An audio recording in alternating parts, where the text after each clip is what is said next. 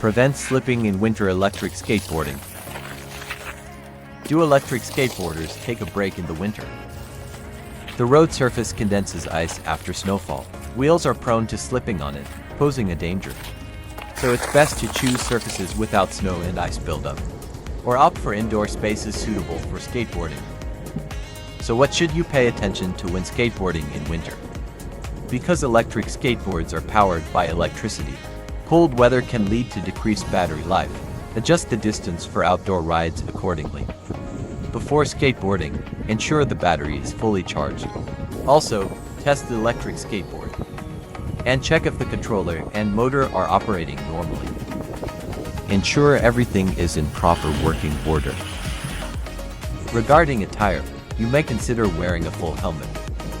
Add windproof and warm clothing, or you'll feel the cold wind blowing strongly.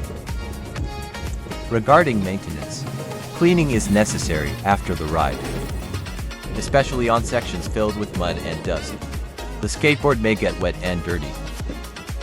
After wiping it down or using a high-pressure water gun, remember to dry or blow dry the water marks to prevent rust. Pay special attention to keep the battery, motor, and skateboard connection dry to ensure longevity and optimal performance. That's it for this episode. Like and follow Veymax. We will continue to share knowledge about electric skateboards.